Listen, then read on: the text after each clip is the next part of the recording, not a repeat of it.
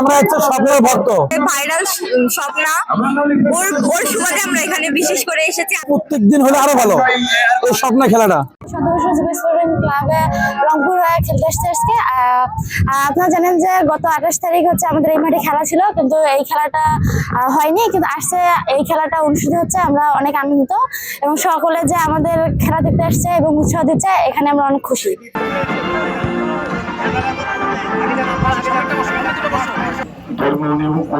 বিশ্বাস করে আজকের এই 3 নম্বর এলাকার ইউনিয়ন যুব দলের আমাদের খেলার উদ্দেশ্য যে আমাদের স্বপ্ন যে আমরা জাতীয় দলে খেলবো। অনেকজনের অনেক স্বপ্ন থাকে, কিন্তু আমার স্বপ্ন আমি জাতীয় দলে খেলবো। মানুষ অনেক ধরনের কথা বলে, অনেক কিছু বলে, কিন্তু প্রথম তো সবাই ভাবে বলে ভালো জায়গায় যখন আমরা যাই তখন তো হচ্ছে তারা গর্ব করে। আর এর আগে এই মাঠে 2বার খেলা হয়েছে কথা ছিল, আসে আমাদের অনেক প্লেয়ার, ভালো প্লেয়ার আসে ঘুরে গেছে। সামনে এর আগের বার এইবার সাব চ্যাম্পিয়ন হয়ে আসছে আমাদের দেশ। হচ্ছে বাংলাদেশ জাতীয় দলে খেলবো এবং সকলকে ধন্যবাদ জানাই। খেলা দেখতে আসছি, খেলা দেখতে অনেক ভালো লাগতেছে। আমরা নারীদের খেলা দেখতে আসছি, আমরাও চাই বাহিরে আসতে।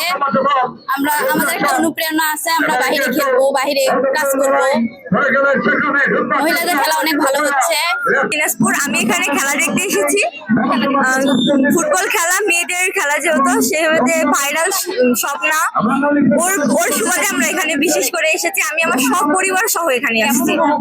আমি অনেক ভালো উপভোগ করছি, অনেক অনুভূতি ফিল হচ্ছে। আমি আমার মা, বোন, আমার ফুপি বিষয় ফুটবল তৈরি দাঁড়িয়ে আছেন, ভাই আসেন, ওখান থেকে কি টাকা পাবেন? খেলা দেখতে এসেছি, অনেক ভালো লাগতেছে। বহুত দর্শকের শেষ নাই।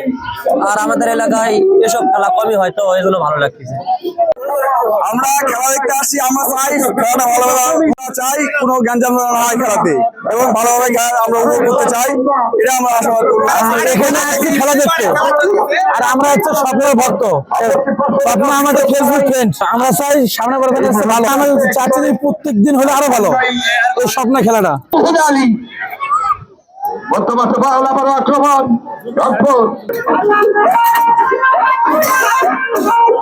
আমরা আয়োজক মন্ডলীরা আজকের খেলা আয়োজন করতে পেরে অসংখ্য ধন্যবাদ জানাই আমাদের হাকিমপুর প্রশাসনী এবং দক্ষদের। আমরা অনেক ভালো একটা প্রীতি ম্যাচের আয়োজন করতে পেরে আমরা নিজেকে ধন্য মনে করতেছি।